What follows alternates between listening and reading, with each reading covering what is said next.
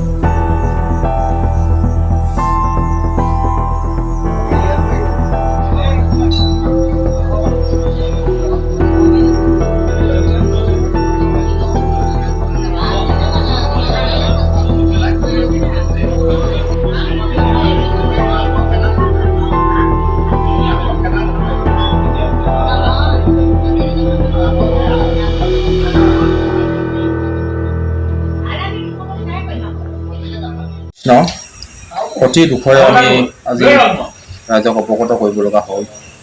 আমাৰ এই হৰি মন্দিৰ ভাগ ভাস্কৰ হৰি মন্দিৰ ভাগ আমি যথেষ্ট কষ্টৰে স্থাপন কৰি আমাৰ গাঁওবাসী প্ৰায় 33 ঘৰ লোকে ইয়াত পূজা অৰ্চনা নাম প্ৰসংগ কৰা হয়। ইয়াৰ আমি আজি চাকি দিবলৈ আহি চাকি দিয়াত কাৰ্য সদায় চলি থাকে।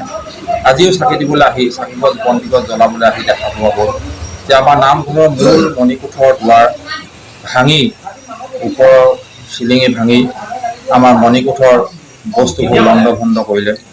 আনকি আমাৰ যি মূল নামঘৰৰ মূল থাপনা, এই থাপনা তাত থকা চন্দ্ৰতাপ পৰ্যন্ত ভাঙি চিঙি পাতত দুৱাই পেলাই দিলে। লগতে তাত যি আমাৰ পুথিপাজি আছিলে সেই পুথিপাজিখিনি আনি বাহিৰত পেলালেহি। আমি এতিয়া এটা কথা গম পাইছোঁ যে আমাৰ বস্তু যিখিনি বস্তু ইয়াত আছিলে, যিখিনি আমাৰ সামগ্ৰী আছিলে, সামগ্ৰীখিনি বিশেষ অপকাৰ হোৱা নাই। যদিও আমাৰ যি দান পাত্ৰ আছিলে দান পাত্ৰটো লৈ গৈছে।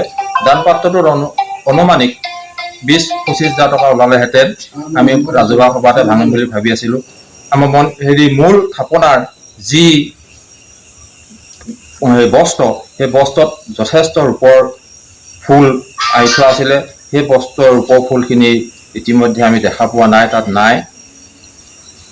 প্ৰভু ভগৱন্তই আমাকনো কি হেৰি কৰিছে এইটো আমি ধৰিব পৰা নাই। আমি ইতিমধ্যে প্ৰশাসনক এই বিষয়ে অৱগত কৰিছোঁ। ইয়াৰ আগত যেতিয়া দুবাৰ ইয়াত চুৰি কাৰ্য সম্পন্ন হৈছিলে, প্ৰথমবাৰ 2খন ফেন নিছিলে, তাৰ আগতে এবাৰ নিছিলে বাতিখিনি নিছিলে, কাঁহৰ বাতি আছিলে কাঁহৰ বাতিখিনি নিছিলে, তাৰপিছত 2খন ফেন নিছিলে। ইয়াৰ পিছত আকৌ 4খন ফেন সিদিনাখন লৈ গ'ল। চৰকাৰী বেটেৰী চৰকাৰৰ ফালৰ পৰা আমি এটা বেটেৰী আৰু লাইটৰ ব্যৱস্থা পাইছিলোঁ, চ'লাৰ লাইট, সেইটোও নিলে। এতিয়া মুঠতে আমাৰ উপায় নাইকিয়া হৈছে। যিকোনো খবৰৰ বাবে যোগাযোগ কৰক 7099017330 লগতে 7099017110 নম্বৰত।